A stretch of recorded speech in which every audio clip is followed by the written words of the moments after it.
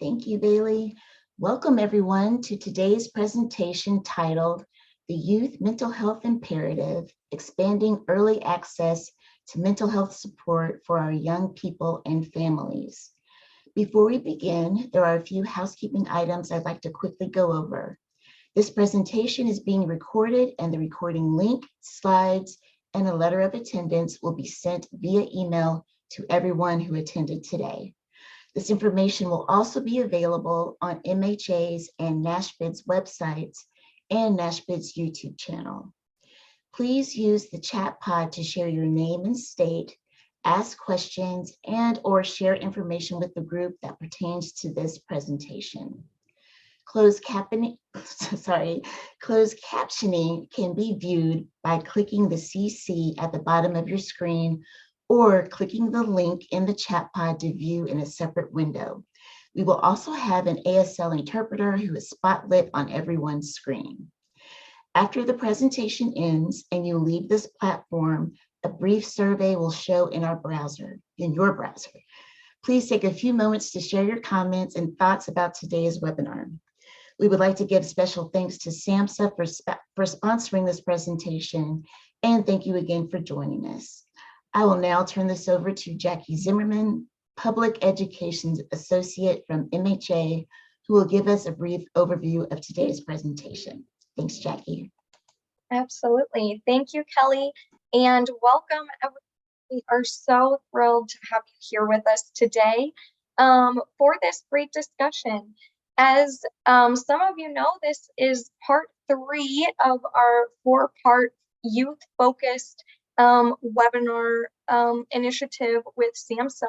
And at MHA, one of our strategic goals right now and focuses is next generation prevention, which really just this presentation will be a great spotlight of discussing youth mental health. And we are thrilled to welcome the Alcove team with us here today to take us through a presentation about integrated mental health centers that they have created for young people that really give a whole health perspective to impact the mental health of our youth and young adults. And so I will turn it over to Steve and their team to take it away and be with us for the next hour.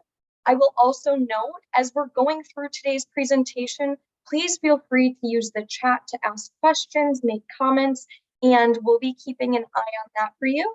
And I'd have some time at the end to go through a few of your audience questions. So with that, welcome Steve and the Alcove team.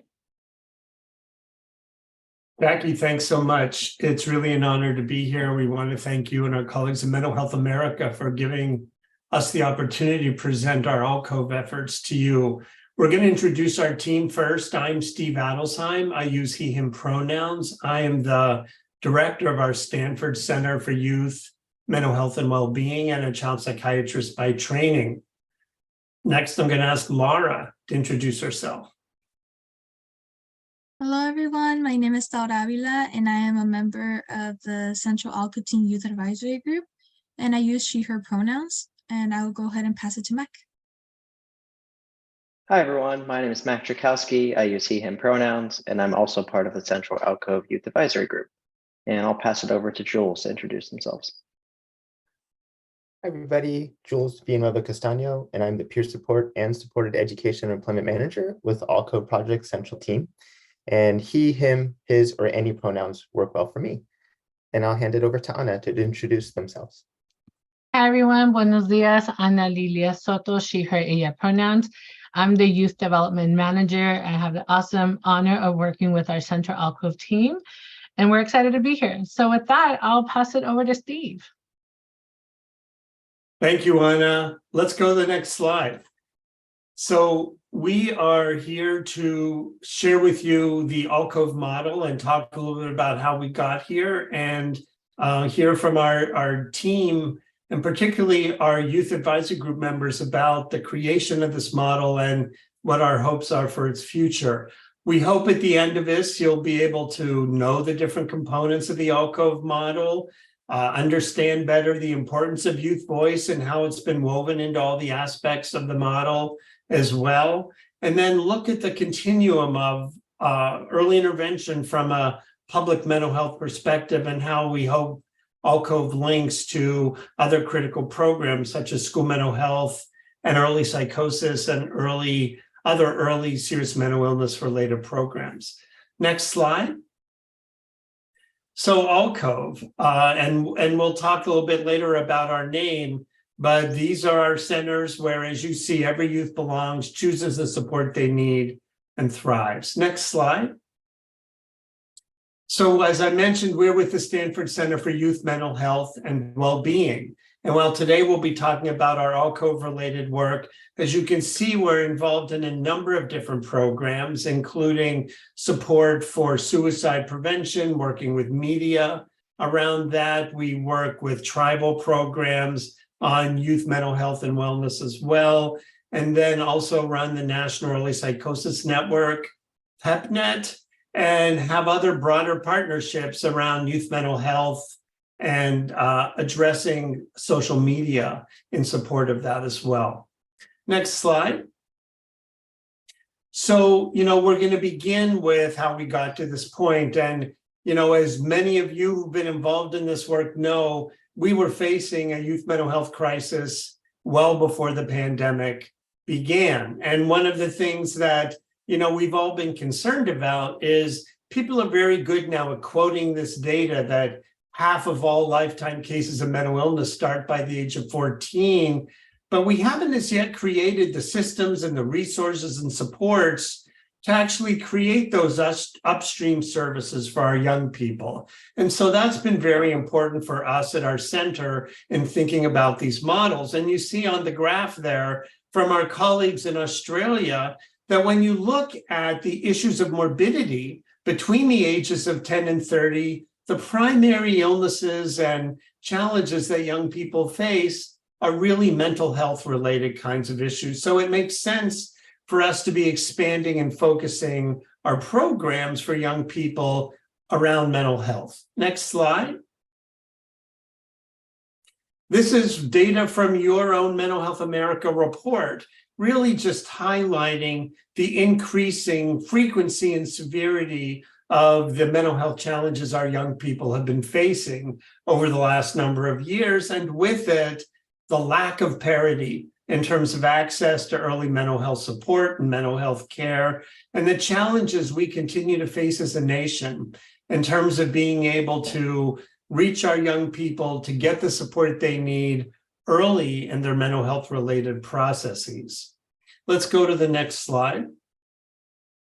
And again, the recent data from the Youth Risk Behavior Survey really, again, highlights, the challenges related to accessing mental health support, and then the increasing, issues that our young people are facing around suicidal ideation, thoughts about hurting oneself, and the challenges in terms of accessing care, and realizing that these numbers continue to increase over time.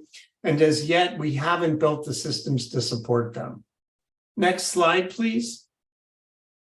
And so really at the end of the day, and again, this is another slide from our colleagues in Australia, we talk about treatment, but in fact, the access to care, whether you are undocumented or have Medicaid or have commercial insurance, they're just huge challenges to getting access to care for all of the young people across this country. And it's really been a huge concern across the board. Next. And so we have seen, finally, in the midst of this crisis, some additional attention and recognition about the need to build some early mental health supports. In the state that we are based out of, California, we've actually seen an increasing focus on youth mental health supports, additional dollars becoming available recently to address this crisis, a children and youth behavioral health intervention, and soon, hopefully, a focus of some of those dollars on expanding these types of early intervention models. We saw in the Surgeon General's report in the last couple of years the importance of addressing this challenge, and again, the ongoing effort and voice of the Surgeon General and their team to address youth mental health. And even within the agenda from the White House, really an expanded focus on school mental health and building out a stronger workforce as well. Next slide. I will tell you that the community that Stanford is based in, to some degree, some of these programs really came out of a point of crisis. We faced in 2014 and 2015 our second youth suicide cluster within our community, and really felt a great deal of tragedy within the community as well.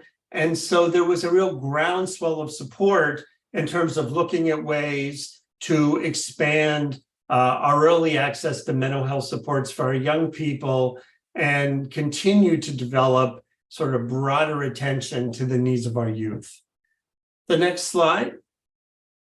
And so, if many of us, as we've been looking for models to expand these supports, and I will tell you, I spent many years working in New Mexico, doing school mental health and school-based health center work, directing our state school mental health programs, becoming very involved in clinical high risk and early psychosis related work, still felt that we needed to find other models of providing early support for young people, and was really fortunate to learn through our international partners around other models that were taking place across the world, really focusing on this broader support. And so within that effort, we learned about these integrated youth mental health models, which included programs such as Headspace in Australia. And this is not the meditation app, but clinical programs for young people, 12 to 25, to come in for early mental health care on their own or with a friend, that also had other supports as well that you'll be hearing about. Creating accessible community sites that are free for our young people to come in and get the early care. We learned through our partnership with the International Association on Youth Mental Health about other models in this area. Foundry in Canada, which when we did this initial slide was looking at 20 sites, and now looking at 30 across British Columbia. Jigsaw in Ireland, and other models. You can go to the World Economic Forum's slides and section and look at their global framework for youth mental health. And I will share with you the International Association for Youth Mental Health has their next annual meeting October 24 in Vancouver. And they're really hoping we'll have a broader US framework and partnership at that meeting. Next slide. So what we're really trying to do, with this Alcove model is create this upstream public mental health continuum of care for young people. We really want to look at ways of linking Alcove programs to school mental health on one end, to early intervention for serious mental illness and early psychosis programs on the other end. And we see Alcove as central places in the community where young people can get connections to the whole continuum of support they need. So let me hand things over to Jules to give you more detail about the model itself. Thanks so much, Steve.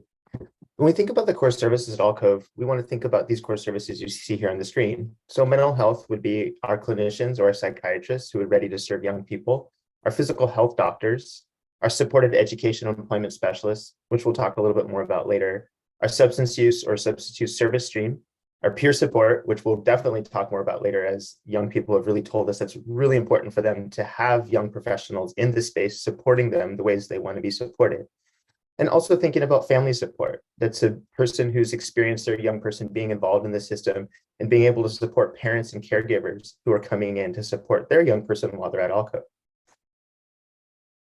When thinking about the model components at Alcove, I like to think of it as a continuum of supporting the model. And at that core, we see that youth engagement, participation, and development, which really is our youth advisory space. And then kind of going out from that, thinking about our clinical services, supported education, employment, or C services, and youth and family peer support, really kind of being where the rubber meets the road and engaging community and bringing young people in. And then this outer layer, you kind of see these model integrity components, how we're building a learning community, a robust space for folks to come in and learn about the Alcove model, who are building Alcoves, our peer support specialists to come in and interact with their psychiatrists, and just having the ability to learn from each other. Also informed consent and confidentiality, knowing that the landscape for young people coming in to receive services is changing, and we really want to be upfront and around for helping young people receive services in the ways that are accessible and supportive to them in their life experiences. Really developing this engagement and partnerships in community, knowing that alcoves will be built in community, by community, with young people and their adult allies, as well as building an evaluation and shared minimum data set process so that when we're evaluating alcoves, we're developing best practices and capturing the relevant experiences to guide us even better in the future. Thinking about financial sustainability is of course important, especially as the needs of communities shift and funding is released to support communities. We want to really be on top of building that around your communities. And thinking about branding, communications, and environmental design. Young people have guided us along every step of the way, from colors to space design, to just thinking about how young people come in and see the space. So that's just a little bit about our model components and the Alcove model. I'll hand it back to Anna to talk about how this model is unique. Thanks, Jules. So our prevention and early intervention model is youth-centered and focused on creating spaces of true engagement and connection. Alcove is a place built on shared decision-making with our young people. Its diverse youth advisory group supports the development of Alcove and ensures that Alcove is stigma-free and actively normalizes mental health. Youth who access Alcove services are also at the center of their own care and are able to direct what they want their support to look like. Centers are youth-friendly and focus on hiring, engaging staff by ensuring that advisory group members are part of the hiring process, as well as being involved in the look and feel of their center. There's a strong youth outreach component that asks Alcove to meet the community where they're at, and also ensures that all youth, whether or not they're engaged in school or have graduated or just in the transitional space, have a space to receive support. Alcove is a place for community building. Navigating mental health can be isolating from family and friends. At Alcove, there's a space where everyone who is there getting support from the services that they receive through Alcove, through the consortium of youth serving agencies, makes you feel less alone, and also acknowledges that all of us face challenges. And Alcove really is a space where community is created. And so when we first started Alcove back in, well, Steve's been doing this for quite some time, but when we brought in our youth advisory group, we set and partnered with our IDEO design firm who helped us really work with our young people in developing the look and feel. We asked ourselves, what did we want this place to feel like? What did we want this center in the US to look like? We had some very awesome international models to aspire to, but what did the US young people want? So we did this national research along with our first year youth advisory group. And these are the 6 key insights that we learned from that. And I'm going to highlight 3 that I like talking about. So number 3, seeking professional care requires a leap over a huge abyss. And that really just talks about the vulnerability involved in young people and really anyone trying to seek formal support. Number 5, engaging with mental health services often means going against family and cultural influences, and more so about there's so much stigma that exists in different populations when it comes to mental health that it's a constant battle that we as providers and as young people are trying to really reach different communities. And number 6, everyone is trying to solve young person's problems, but no one is truly listening. And this really just highlights the need for us to really have a youth-focused youth advisory group, as well as including them in all touch points of creating Alcove, making sure we're truly listening. So let me share with you our principles of youth participation. These principles really ensure that Alcove effectively responds to the needs of young people. For this reason, creating a framework for intentional inclusion is crucial. These principles were developed with our inaugural YAG in 2018. And today you will hear from our young people how at Alcove we uplift these principles. So the first 3 principles speak to the intentionality of youth involvement, youth expertise, and youth direction. Really focus on meaningful opportunities for youth consultation, acknowledging that a youth lived experience is vast and diverse, and speaks to the current adolescent experiences that are affecting our youth now. The next 3 principles of learning, leadership, and collaboration really speak to the dual accountability that we as adult allies have in developing spaces of youth engagement and leadership, where youth gain helpful skills in advocacy, in developing their center, and ensure that their feedback is one of follow through. And our ultimate goal is providing a space of true decision-making, where young people have the opportunity to not only provide feedback, but they are part of the decision-making process. This involves true engagement, transparency, and seeking feedback that leads to action. Let me bring on Laura, who will share more about our youth advisory groups. Thank you so much, Anna. So as a center point of the Alcove model, each center has a youth advisory group, or YAG, which is a phrase that you're going to hear a lot in this presentation. And so each of these YAGs provides youth engagement and participation, as well as giving youth an opportunity to make change in their communities. The YAGs, regional and statewide, ensure that there is a youth voice at the core of every Alcove touchpoint to make sure youth are at the core. This includes the development, implementation, and the service delivery. Every center must be guided by and have an active YAG composed of young people from the local community and that represent diversity. This includes race, ethnicity, gender, sexual orientation, lived experience, ability, and socioeconomic status, which means that we're looking for members that are going to represent all types of life in each community. And so we want to be as inclusive as possible in each and every single YAG. In all the youth advisory groups, we see the power of each of our individual stories, and lived experiences are validated as extra feedback, which makes Alcove unique as we encourage and uplift young people to speak up. Youth advisory group members offer youth the opportunity to make sure centers meet the local concerns and needs to build a strong sense of community. YAGs are also open to all Alcove youth, including those who are receiving services, and can provide direct feedback on all of their Alcove experiences. So this is just talking about the local YAGs, but now we have our Central Alcove Team Youth Advisory Group, which both Mac and I are part of. This group represents our varied communities throughout the state of California, including communities that do not currently have an Alcove Center. This is the second year of the Central Alcove Team Youth Advisory Group, and so our job is to ensure that the Central Alcove Team also has an active youth advisory group, informing them with technical assistance, supporting Alcove development, and the implementation of certain strategies. This year, CADI has been extremely busy by providing feedback on the community youth engagement plan that each center has to develop, providing feedback on our new data cove system that will support young people to not constantly have to share their story in order to receive services. And so this will decrease youth having to be at risk of triggering themselves. And we're also currently in the middle of developing a social media campaign that is focused on Alcove visibility, sharing not only just the services, but highlighting information about mental health terms such as peer support and shared decision-making, which we use a lot in Alcove.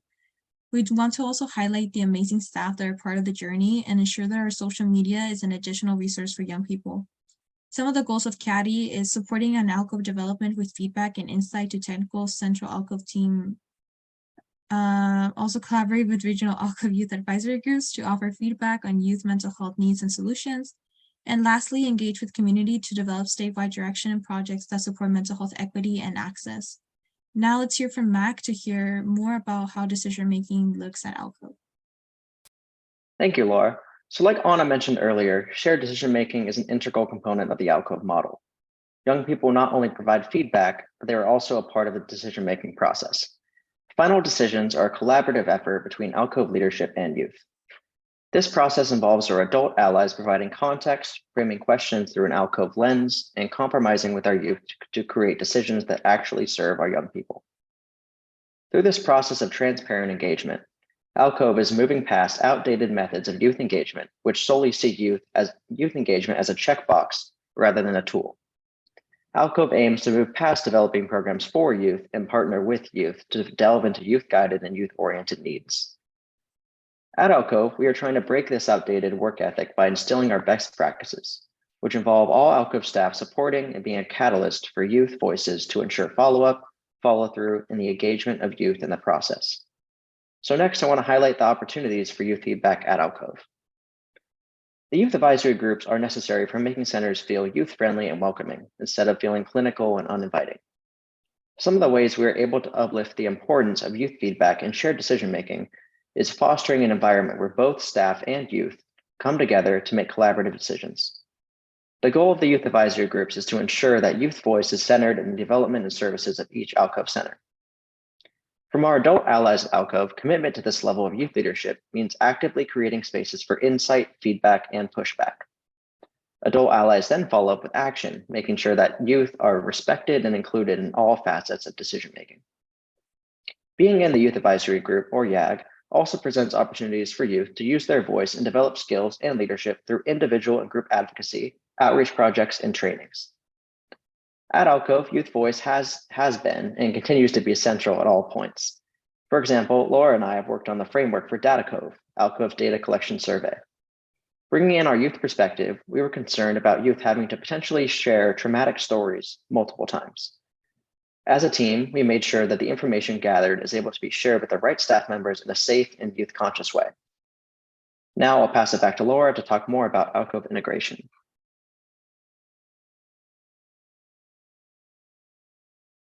Great. Thank you, Mac. So let me get down. So each of the core principles of youth development are woven throughout Alcove at every touch point, from the services to the policies and procedures to the co-located services housed at each center. It is critical for service providers to understand and follow Alcove's development principles, not just in theory, but in practice every single day. Each center must also provide opportunities at every turn to center youth voice and leadership. YAGs are the core integration of Alcove speaks to the relationship we're building with advisors, center youth, and communities. It is about creating spaces where youth feel safe and comfortable in accessing services, increasing help-seeking behaviors, and supporting and reducing the stigma of mental health.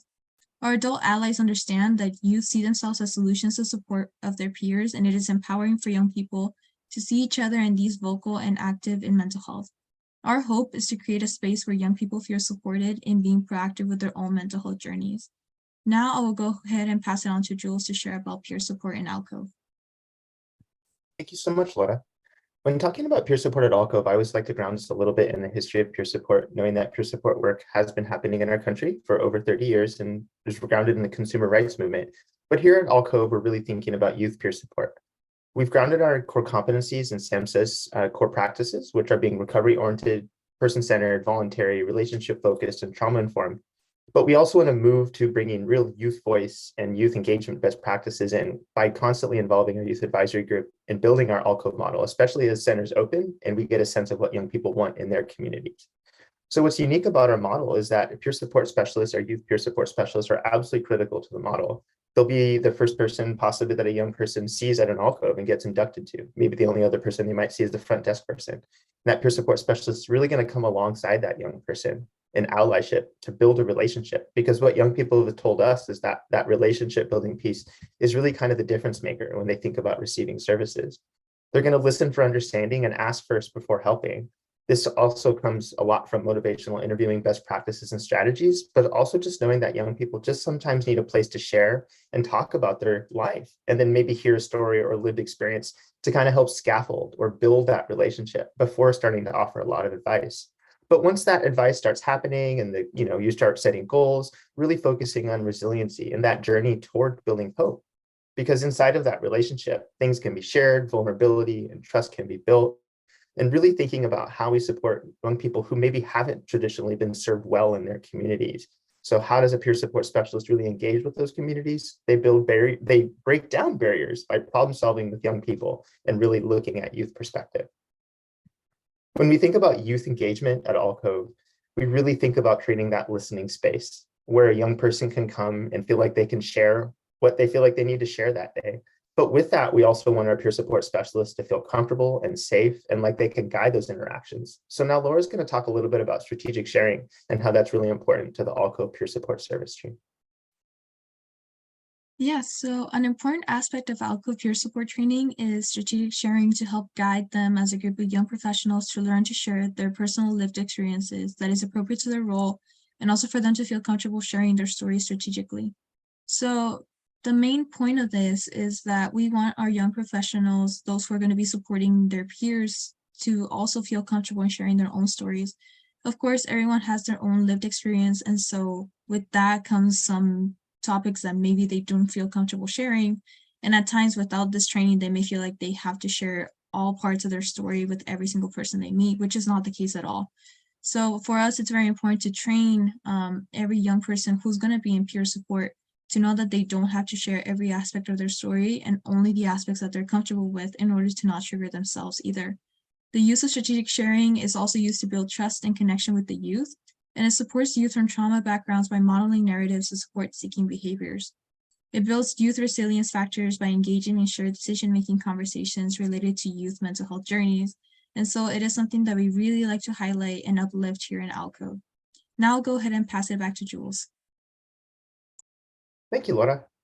So continuing and thinking about that youth engagement and how we develop these relationships is really thinking about the intentional, voluntary, and multi-directional relationship that can develop inside of a continuum, in the continuum of an Alcove peer support relationship with young people. So it's definitely not a friendship and it's not a case manager, but it's a young mental health professional who's trained as a peer support specialist, building that relationship and role modeling and instilling hope, using tools from their tool belt to help that young person get services, especially if they've never received any mental health or holistic services before. So moving on to the next slide, kind of shifting gears a bit, we want to think about how our youth peer support team and our supported education employment specialists are integrated on a care team with psychiatrists, doctors, substance use specialists. And what we really want young people to feel when they walk into a center is a feeling of seamlessness, that the cultures blend, the emails have a sense of, that everybody's under alcove.org, but that also that there's a sense that the adults are on the same page. So in like a decision-making meeting, the peer support specialist would have just as much of a voice as anybody else on the team to share their perspectives on the goals and what the young person is telling them about what they might need in support. So that's a unique, somewhat model in supporting young people's voice within the service integration, but also really thinking about organizations that might support peer support or the clinical services, your organizations that are contracted, all coming together and being under one voice and under one roof following the Alcove model. And again, shifting gears just a little bit, I want to tell you a little bit about supported education employment services at Alcove, or I'll refer to it as C services. So in thinking about C services at Alcove, I like to start by talking about advocacy support. We really want young people, and young people have told us that they want a safe place to come and talk about things that are happening to them at school. Sometimes it might be a relationship with a teacher or a difficult relationship with a counselor or principal, or maybe they just need to check in about a situation that's happening for them. Sometimes they need a little more understanding about their units or credits, and they just need somebody to come alongside and say, hey, I can advocate for you. I can show you how to send that email. Academic skill building support, I think, looks a lot like helping a young person understand, where they can get tutoring services, or maybe they're feeling like they're having a hard time keeping up with the amount of scheduling they need to do in certain situations. That can be something the C service can help build as a soft core, or soft skill, but also linking and partnering with their peer support team, maybe even doing workshops and really getting young people interested and excited to think about getting that support in a way that feels safe and also feels like it's moving at the right speed for them. When we think about placement support, we can think about this as a young person in high school or in college. For example, a young person in high school might feel like they're in a setting where they just aren't achieving, or they're having a hard time kind of gaining ground. A C specialist definitely would meet with them, kind of talk through their options, use shared decision-making approaches to involve parents and admin and teachers to really make sure they're supporting the young people in the way they want to be supported. Also thinking about someone in college, maybe they've gone a few years out of state, they're thinking about maybe coming home, or they need a little more services to feel comfortable. Again, that C specialist could talk to them about their placement. Really thinking about our C services and Alcove support being community-based, so linking with community colleges and local state colleges, 4 years in universities, really meeting young people in community, knowing that young people and their lives have changed a lot, and that just finding places to access them in school where they are will be incredibly important. Financial representatives and academic skill building organizations are really important connections for the C service stream, just knowing that financial aid can be a really difficult question if you don't have someone on the inside. Finally, thinking about tech and vocational schools, connections to union-based programs, those quote non-traditional pathways are becoming much more centered in thinking about supporting young people, their education and employment goals. And now finally, and most importantly, not most importantly, but very importantly, school districts, high school counseling offices, and wellness centers, we really want them to understand that C services come and complement and provide bolster the continuum of care around any school setting to support from a mental health perspective as well. Finally, thinking about education or employment pathways, rather, we really want to think about skill building in ways that young people feel honored. Young people have come to us in the youth advisory space and said, sometimes I feel a little overwhelmed when someone says, let's go find a job. I just want to learn about resumes, just kind of making it right size. So young people could come in, maybe in conversation with their peer support specialist, and say they're looking for a job. And there can kind of just be this soft, warm handoff off to the C specialist to help support them. Thinking about the kinds of organizations we connect to are really important in communities because each community is so different and the needs of young people varies, as well as the employment landscape. But really thinking about organizations that hire young people, reaching out to them, understanding what young people might want in their hiring process and what skills they might need in interviewing, and connecting again to those programs like union-based programs, but also really allowing young people just to come in and explore possibilities. Maybe they've never had a job before, or maybe this is their first job out of college and they're thinking in a career-oriented way.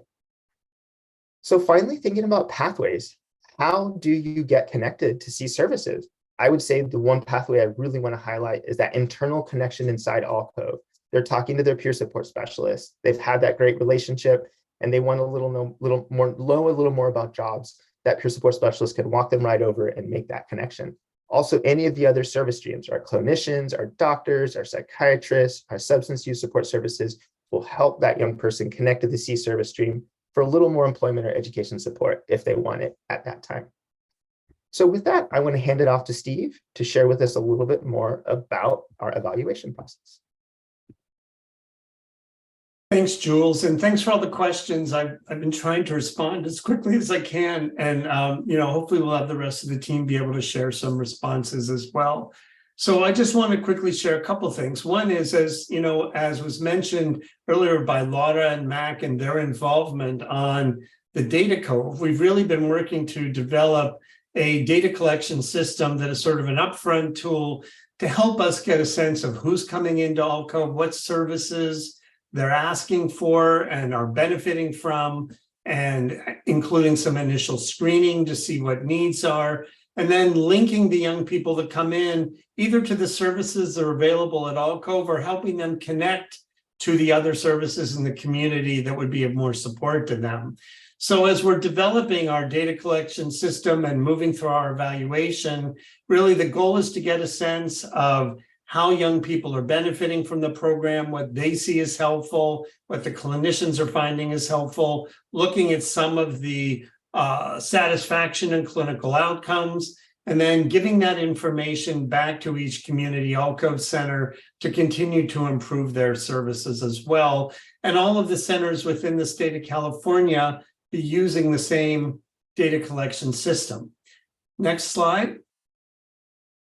The other issue, right, has been one of financial sustainability. As you might imagine right now, as a program that's been supporting all the young people that come in, it's going to take a big effort within the state to look at how we perpetuate and are able to sustain the service delivery while we're supporting every young people coming in regardless of ability to pay. So we're working with the State Mental Health Services Commission and other state partners, offices of managed care, to look at how we really build the capacity to provide these services across our system and across the state so that all of these programs can continue to grow and meet the needs of young people, both for early intervention, but to be able to connect them to the ongoing services and supports they're going to need over time as well if they need a higher level of care. So then at this point, I'm going to hand things back to Mac. Thank you, Steve. So I just wanted to mention how Alcove is growing throughout the state. And in fact, our site in Palo Alto will be celebrating its 2nd anniversary on the 24th of this week. That's very exciting. And we are also continuing to support the building of a site in San Jose.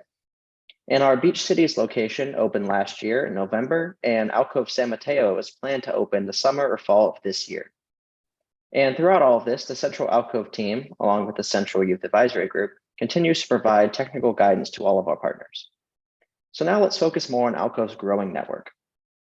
With the seed funding provided by the state of California through the MHOAC, the Stanford Center for Youth Mental Health and Wellbeing continues to provide implementation assistance.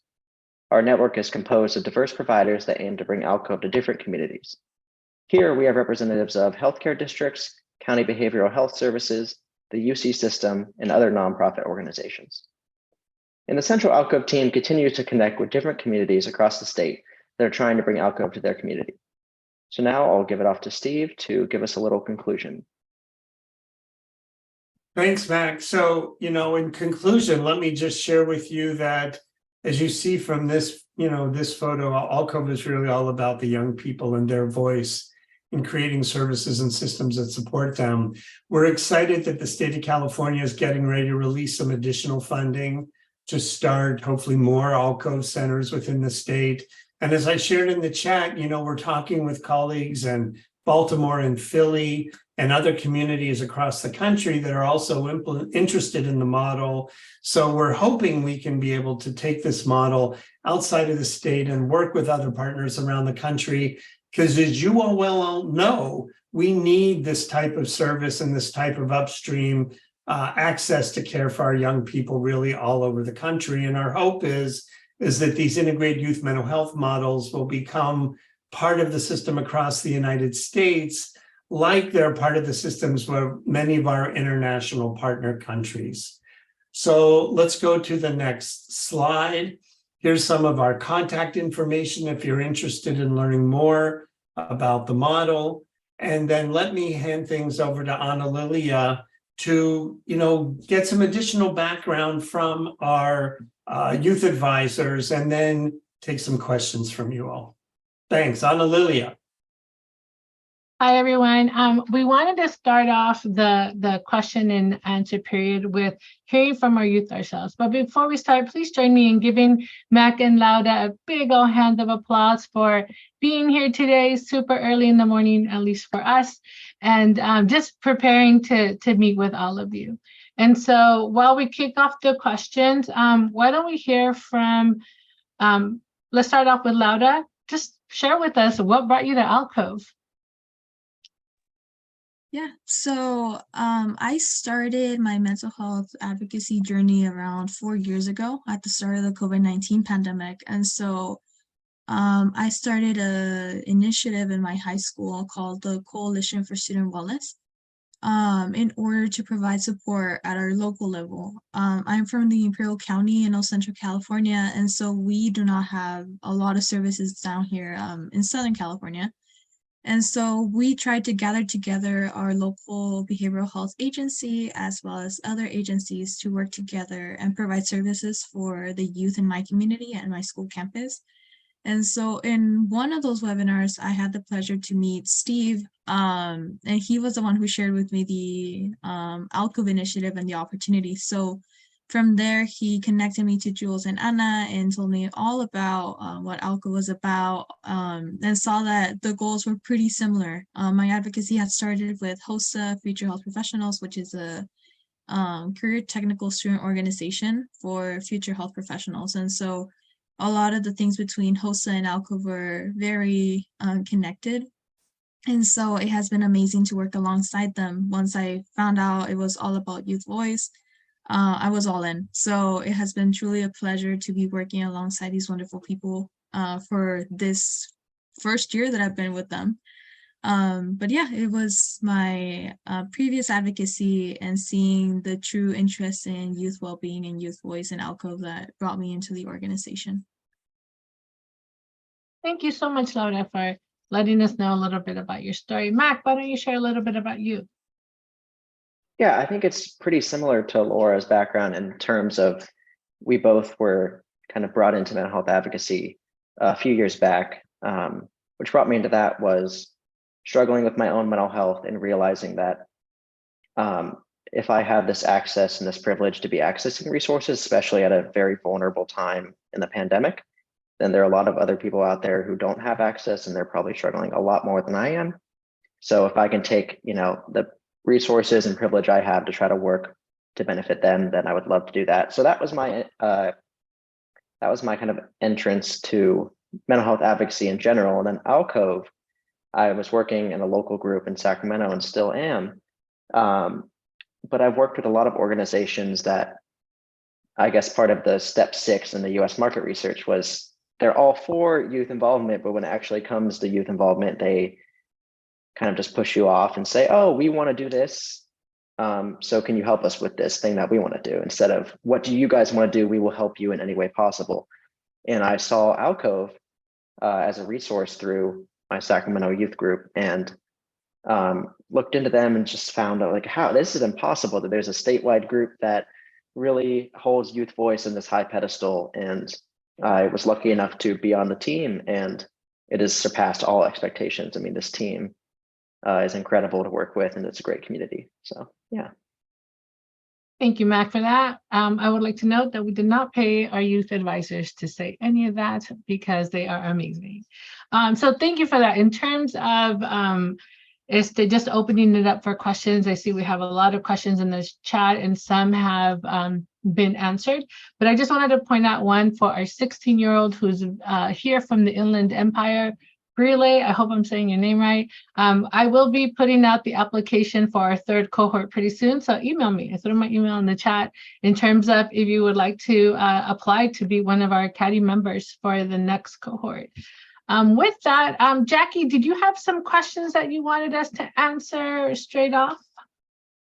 Yeah, first of all, thank you, Alcove team, for that wonderful presentation, great overview of your services.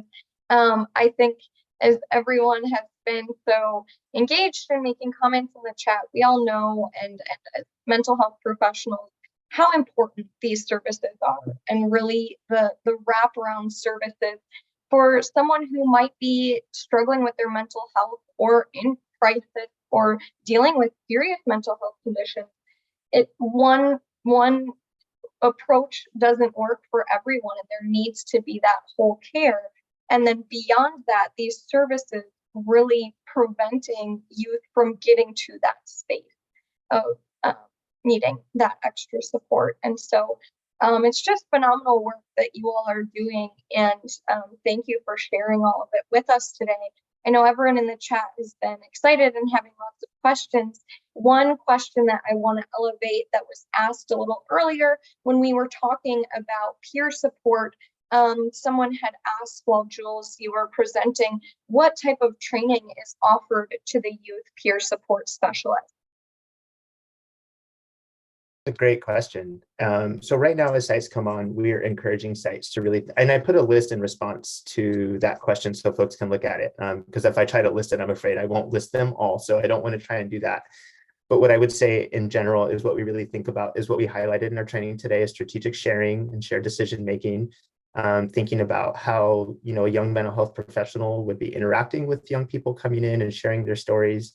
How they involve family members, how they involve the treatment team, how they think about the youth perspective, but also just thinking about those trainings. 20 years ago, I was a brand new young mental health professional, and boundary trainings, crisis mental health trainings, how to do your notes, those things that really build in the foundations for a behavioral workforce, young professional coming into the space.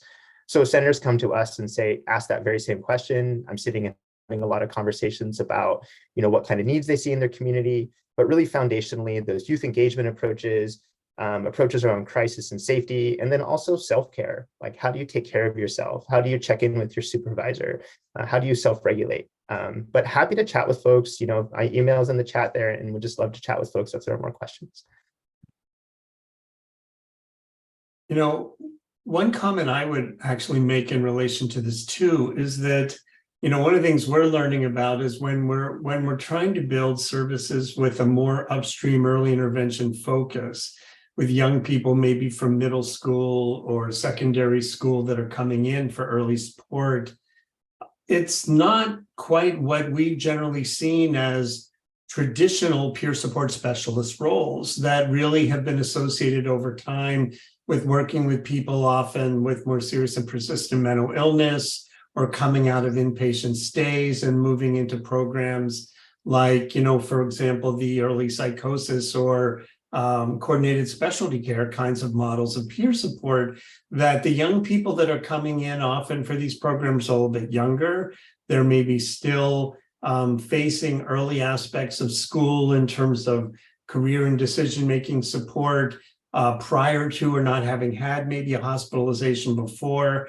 And so some of the other skills are really a little bit different in terms of understanding some of those other employment opportunities, some of the preparation for jobs and school opportunities, and also sometimes working with a younger group of young people. And so it feels like a little bit of a newer model of youth peer support than we're traditionally used to. And it's been important for us to sort of work with all of our partners who are really experienced in that area to help guide us as we think about what this model of youth peer support also might look like in terms of some of the differences, as well as the many similarities. Thanks for that clarification, Steve. As we know, peer support can be so impactful for youth and is an integral part of your model you have here. Another question that I'd love to get some more details on, we've had a few questions just regarding demographics of who you're serving. I know a few people have asked if you know how many youth you've served in the areas that your centers are, and also kind of the age ranges and what that looks like.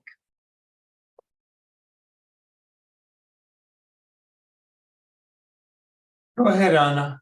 I was gonna say, well, we are still fairly new, but what our goal is that each center in each area serves at least 1,000 youth in a year. And so I think with Palo Alto and the beach cities, which are our two centers that are currently open, they're definitely getting there on their way. And our age ranges are from 12 to 25. And so those are the ages that we focus on. Steve, if I missed anything, please join in.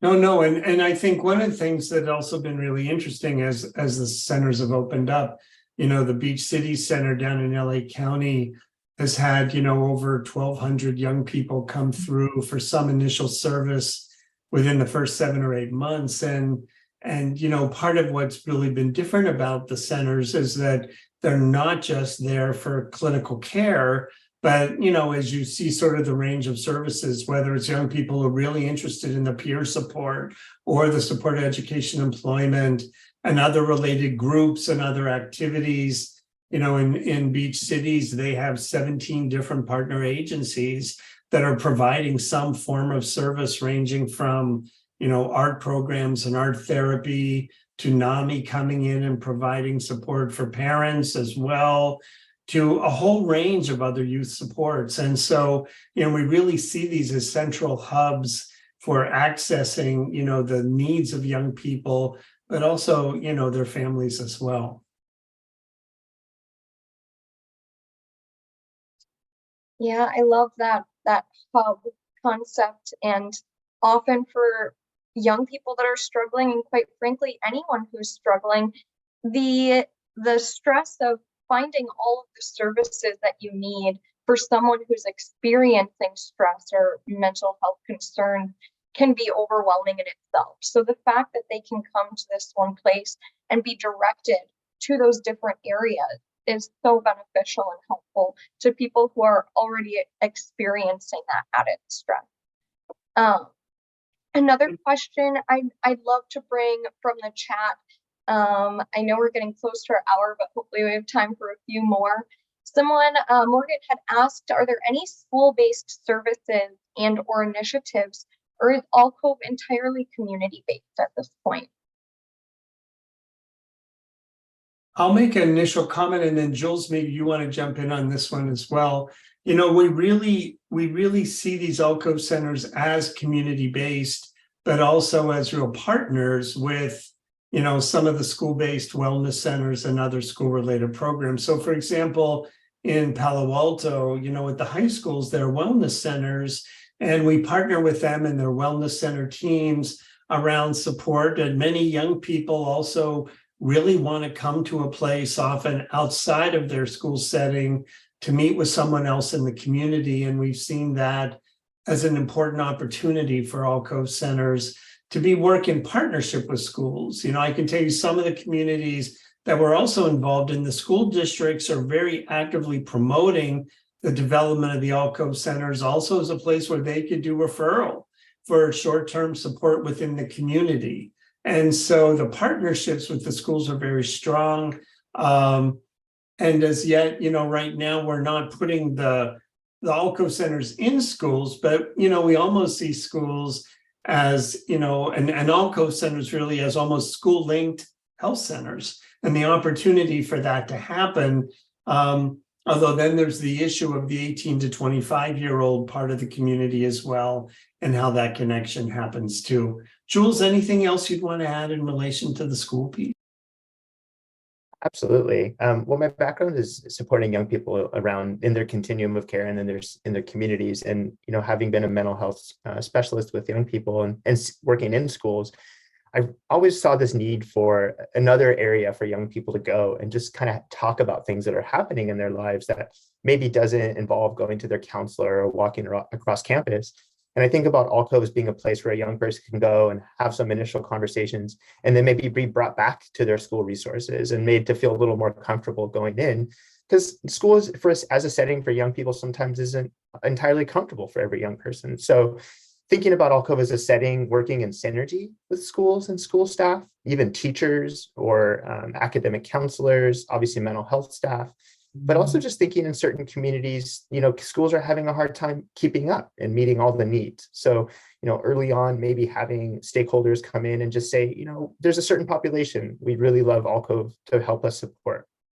Or there's a certain area of education support that we just see a gap in our community. So I think the opportunity for collaboration is immense. And I know I'm really excited to talk to folks in school settings and just understand more of how Alcove can come and really just kind of, you know, intertwine in that continuum. Thank you for that, Jules. I know I have one last question I'd love to ask our youth here joined with us on the call.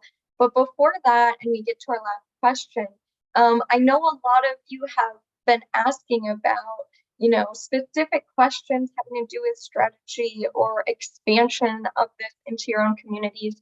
And our Alcove team has so graciously provided their emails in the chat. So thank you, Alcove team, for providing that for anyone who's wanting to continue reaching out past this discussion. I know we only have an hour here and can get through so much, so thank you. But before we wrap up, I would love to go to Laura and Mac with this platform here today and all of the people that are joining us. What as youth would you like for adult allies here to understand about youth mental health and the work you're doing?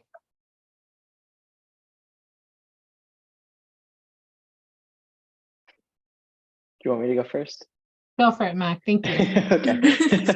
I mean, I think when I first saw that question, the first thing I thought of was Anna in all of our meetings, I think without a fail, says youth experience is expert experience and our lived experience is expert experience. And so I think that just kind of nails it home about if you are inviting youth into your space to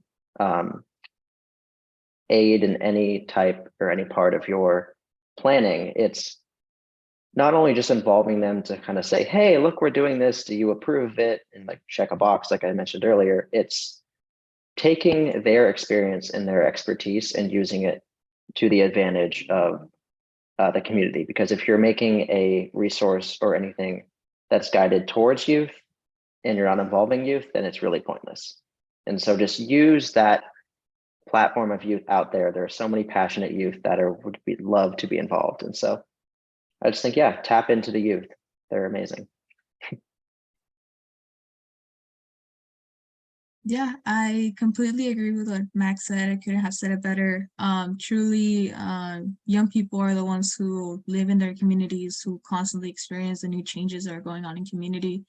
And so when we say something, it's because we've seen it, we've experienced it. And so things change extremely quick, from big communities to super small communities like mine. Things constantly change, but I think that just keeping the youth voice in mind whenever making a decision or just taking the time to listen is also extremely important. But I also want to remind everyone that the work that we're doing in regards to mental health is difficult. It's not an easy job. To talk about mental health is highly stigmatized. And even in Alcove centers, it's still a young initiative in itself. It's something that's growing. and just say thank you for doing the work that you do. It's extremely difficult. Sometimes we feel like we're facing a bunch of problems and we're only just a couple of people, but know that the work that you're doing is not only affecting the people around you, but it also affects yourself. I know for Mac and I, we've had conversations that our career choices have completely changed due to our mental health advocacy journeys. And so just remember that the work that you're doing is truly influencing others and inspiring others around you. So keep that in mind as you go on, even after this webinar. Thank you, Laura and Mac. So valuable, and just echoing, keeping youth voices centered at these conversations is so important. And not just the conversation, but like you said, the planning and the process and the execution. So thank you both for your extreme wisdom and just a last thank you to our Alcove team for being here today. We so appreciate you sharing with us. Thank you to all of the audience for joining and your lovely questions. We really appreciate you sending those through and adding to our discussion today. I'm going to hand it back over to Kelly for just a few final closing notes here. Thanks, Jackie. As you are exiting the room, please be sure to fill out the evaluation for us. Special thanks again to our presenters today, and thank you, SAMHSA, for sponsoring this presentation. Enjoy the rest of your afternoon. Thank you.